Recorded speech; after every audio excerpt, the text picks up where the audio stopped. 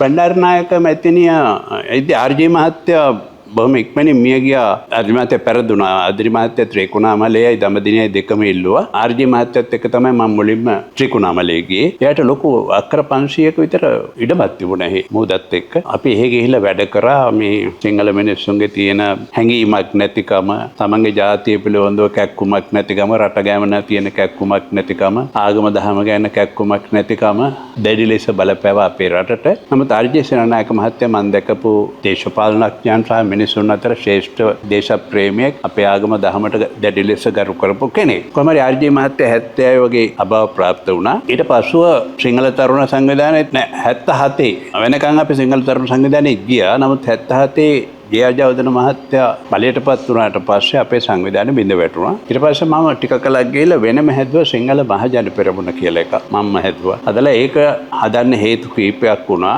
ජයජවර්ධන මහත්තයා බලයටපත් වෙච්ච ගමන්ම ගැටුමක් වුණා.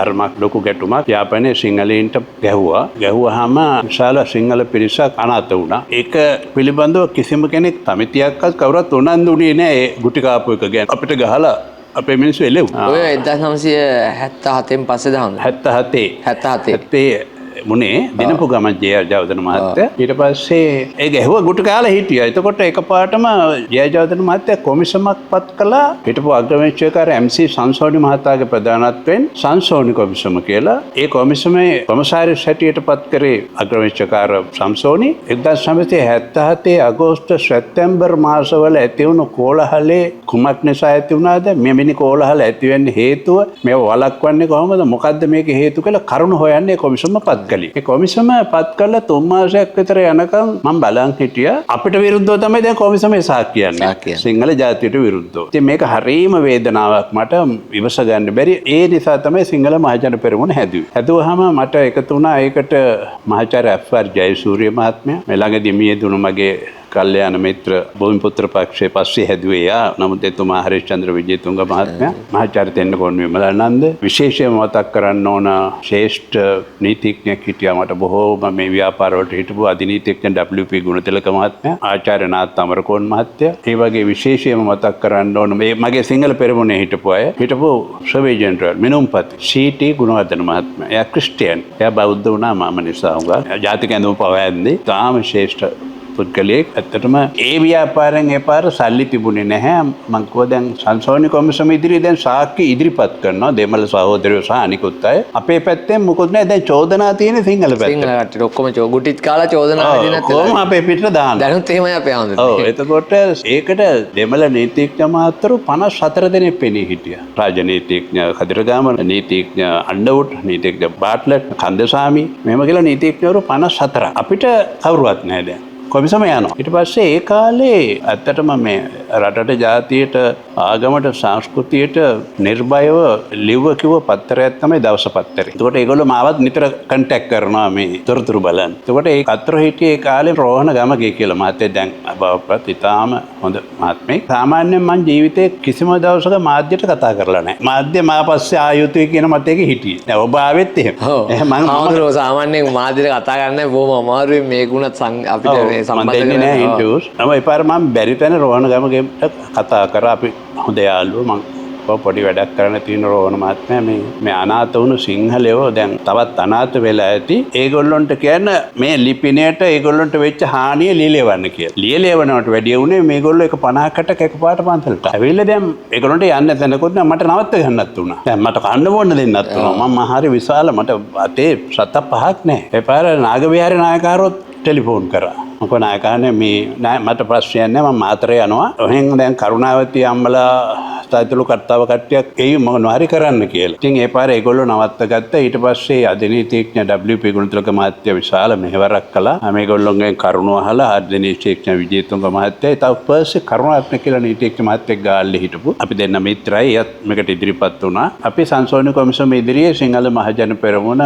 කියලා තවත් නම් දෙක තුනක් හදලා විවිධ විදියට දැම්මා. සංවිධානය තිබුණේ නම් හදලා දැම්මා. සිංහල තරුණ පෙරමුණ රෝමියෝ කියලා. කොහොම හරි ඒකට සාක්ෂි ඉදිරිපත් කළා. ඒ නවත්තගෙන කරුණ කරුණු විභාග කරලා පුරුදු කරලා මං මෙතන ඉඳලා පයින් යන්නේ මේ කොළඹ සාක්ෂි විභාගෙදී තමයි යන්න පටන් ගත්තේ. දැන් නුවර සාක්ෂි විභාගෙම අපි එතකොට නැහැ කොමිසමට. කෞතුකාගාර දේශන ශාලාවේ සාක්ෂි විභාග කළේ කටුගේ. මම මේගොල්ලොත් එක්ක පයින් තමයි කටුගෙට යන්නේ. එහෙම යන්න ශක්තියක් නැහැ. කොමිසමට සාක්ෂි ඉදිරිපත් කළා. දෙමළ නීතිඥ මහත්වරු හරියට වෙලාවට ඇවිල්ලා මුළු හෝල් එකම පිරෙනවා. හැබැයි එතෙන්දී මං දැන් ඒ කවුරුත් නැති නිසා කියන්න ඕන. ඒ කොමිසමටම ආණ්ඩුවෙන් පත් කළා තිබුණා පොලිසිය SSP මහත්තයෙක් PW සිල්වා මහත්තයා බොහොම ශ්‍රේෂ්ඨ මහත්තයෙක්. එයා කොමිසමේ පොලිස් සෙක්‍රටරි හැටියට හිටියේ තෙන්නකෝන් කියලා මහත්තයෙක්. කොහොමද අපි දැන් සාක්ෂි ඉදිරිපත් කළා. ඇත්තටම කියනවා නම් දැන් 21000ක් සිංහලයෝ යාපනයේ අපිව පන්නලා දැම්මා. යාපනයේ රාසවිල් තෝට්ටම් පාරේ තිබුණ බෞද්ධ මධ්‍යස්ථානය කියලා පන්සලක්. ඒකේ හිටියේ සාමාන්‍යනිකායේ ස්වාමීන් වහන්සේ කෙනෙක්. නාග විහාරේ හාමුදුරුවෝ, ත්‍රිකුණාමලයේ සේරුවාවිල රජමහා විහාරේ දඹකස්සාරේ නායක හාමුදුරුවෝ. ඒ ස්වාමීන් වහන්සේලාත් මම කොහොම හරි කොළඹට වඩම්මලා සාක්ෂි ඉදිරිපත් කළා කොමිසම. අපි විශාල බරක් ඇද්ද නමුත් නීතිඥ මහතුන්ට යන්න එන්න කවුරුවත් නැහැ. ඉතින් අපි හරිය අමාරුවෙන් එතුමන්ලගේ ගමන් ගාස්තු කියලාවත් දෙන්න බොහොම සුළු මුදලක් අපි දුන්න බැරි තැන. ඔය අතරේ ගාක් කේලම් අපිට විරුද්ධව කිව්වා රජයට.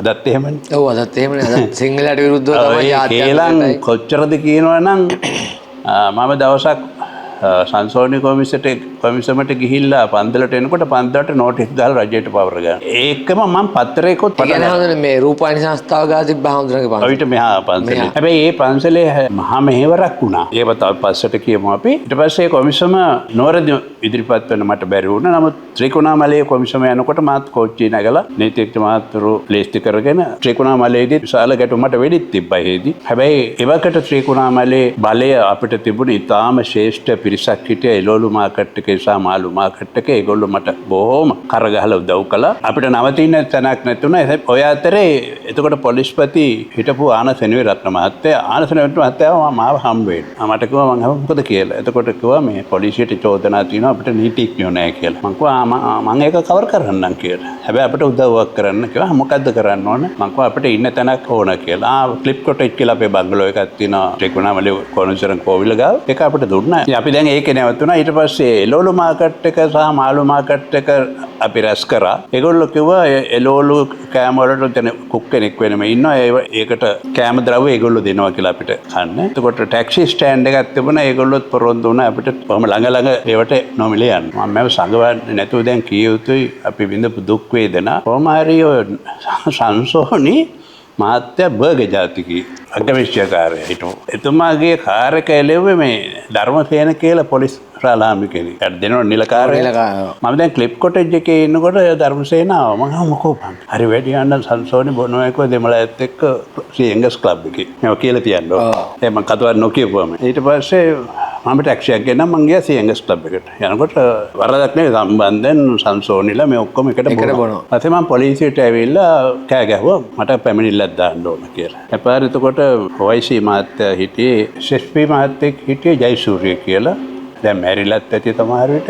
හැබැයි එක්කෙනෙක් ඉඳලා හිටියා එයා පොලිසියේ වෙලේ මට බොහොම උදව් කරපු කෙනෙක්. TN සිල්වා මහත්තයා එතුමා මේ ශ්‍රීකුණාමලේ ASP එතකොට චන්ද්‍රිකා බණ්ඩාරනායක මැතිණියට කොළඹදී බෝම්බ වැදුණු දවසේ මියදුනේ ඒ මහත්තයා. බොහොම උග්‍ර බෞද්ධයෙක්. මං එපා කියද්දී එනවා. මං කෝ රස්සාව නැති කරගන්නවා දැන් ඇවිල්ලා කියලා. ඒ වුණාට එයා ඒව ගණන් ගන්නෑ. එතුමා නැති වුණා මං පස්සේ පවුලටත් යම් උදව්කාර කළා. කොහොම හරි එතෙන්දී අපිට මට වෙඩි තිබ්බා. මම ඒකෙන් බේරුණා. මට දානමාන වළඳන්නත් බයක් ඇති කර ඇවිල්ලා පතවිස දෙන්න හදනවා කියලා. නමුත් මං ක්ලිප් කොටේජ් එකේ හිටියේ දානමාන එතනින් වැළඳුවා. ඊට පස්සේ කොමිසම නොමග යන්න ගියා. ඇත්ත කියන්න ඕන. මේ වගේම කුමන්ත්‍රණයේ අන්තිම ඉහළින් ගියා. මොකද දැන් සංසෝනි මහත්මයා බර්ග ජාතිකයෙක් නිසා පියතුමල්ල දැම්මා බර්ග ජාතිකව මේකේ සාක්ෂි දෙන්න. එක පියතුමේ කොළඹට සාක්ෂි දුන්නා මේ සිංහල අපගේ රටයි කියන ගීතය පවා තහනම් කරනවා. එතකොට දුටුගැමුණු චරිතය, රත්නදීප ජන්මභූමිය වගේ ගීත සම්පූර්ණයෙන් පාසල් වලින් ඉවත් කරන්න කියලා සාක්ෂි දුන්න පියතුමා. එහෙම පියතුමල්ලා හිටිය අතරේ මට රහසගතව තොරතුරු දුන්නු කන්‍යා සොහොයුරියන් කීප දෙනෙක් ඉන්නවා. මම කවදාවත් කියලා නැහැ. එක කන්‍යා සොහොයුරියක් හිටියා මේරි සුධර්මා කියලා. දැන් එයා මැරිලා. එයා මට ගොඩක් තොරතුරු දුන්නා. එතුමිය මේ රටට ආදරේ සොහොයුරියක්. ඒ කොහොම හරි අපි ලොකු සටනක් කළා. පමණක් මට කියන්න බෑ ලොකු සටනක්. කොහොම හරි සංසෝනි කොමිසමේ අන්තිමට වාර්තාව සාධාරණ වාර්තාවක් ඉදිරිපත් වුණා. අර දෙමළාය කොච්චර මහන්සි ගත්තා.